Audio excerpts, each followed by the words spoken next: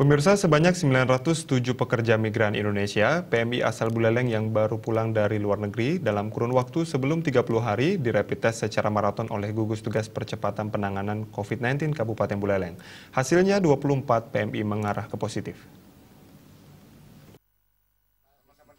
Sekretaris Gugus Tugas Penanggulangan COVID-19 Kabupaten Buleleng, Gede Suyasa menyatakan rapid test terhadap 907 pekerja migran Indonesia PMI tersebut dilakukan tim medis di 20 puskesmas yang tersebar di 9 kecamatan se-Buleleng. Para PMI tersebut selama ini menjalani karantina mandiri di rumahnya masing-masing, kemudian didatangkan ke puskesmas untuk di rapid test. Khusus rapid test dilakukan terhadap para PMI yang dikarantina di hotel-hotel kawasan kota Singaraja. Hasilnya sebanyak 24 mengarah ke positif.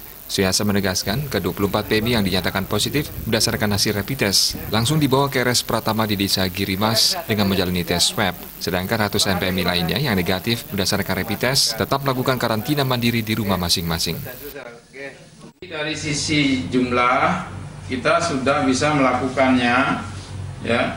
Kalau yang kemarin, ya, itu sudah ada dari PMI mandiri yang dilakukan rapid, ya, jadi sekitar 907, kemudian positifnya 24.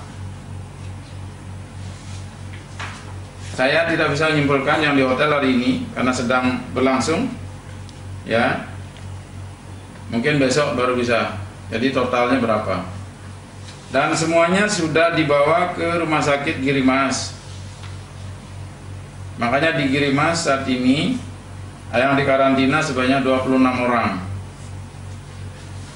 Dengan 4 orang terkonfirmasi, 26 hasil rapid test positif dari PMI. Gede Suyasa berharap rapid test yang dilakukan gugus tugas COVID-19 Buleleng dapat mendeteksi lebih awal potensi penularan virus COVID-19 sehingga bisa dilakukan antisipasi lebih cepat. Komang Yuda, Bali TV.